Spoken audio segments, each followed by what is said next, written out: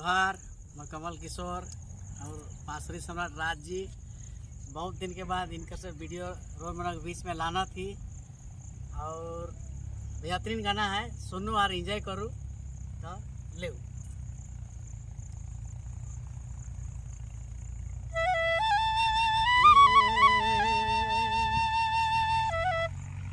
दया करू बाबा टांगी नाथ रे जोड़ा थी हाथ।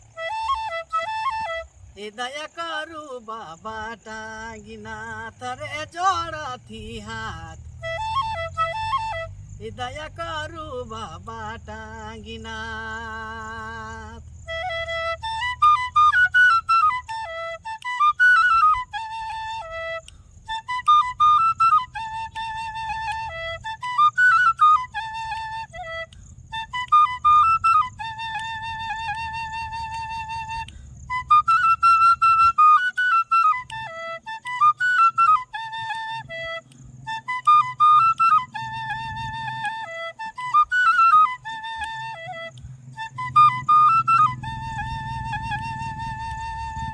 धारिया छाता चांदन हमें आली रोरु सारन हमें आली रोरु सारन।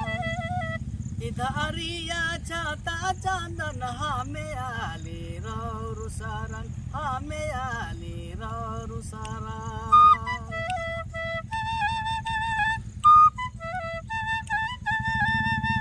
सुनु बाबा बिना तिहा मार रे जोड़ा हाथ। दया करू बाबा टांगी नाथ रे जोड़ा थी हाथ।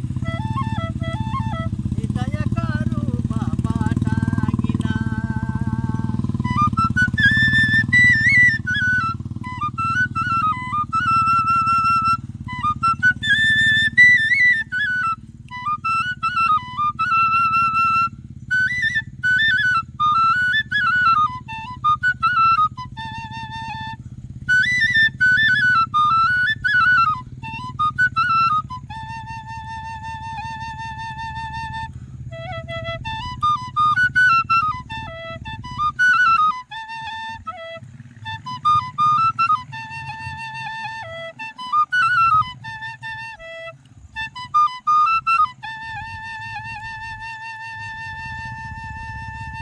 सकती रुया पंपार करती हमें जोहार करती हमें जोहार।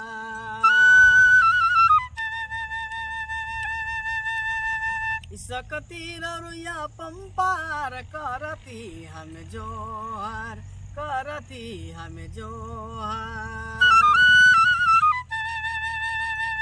करू बाबा हमके बेड़ा पार रे जोड़ा थी हाथ। दया करू बाबा टांगी नाथ अरे जोड़ा थी हाथ। दया करू बाबा टांगी नाथ रे जोड़ा थी हाथ।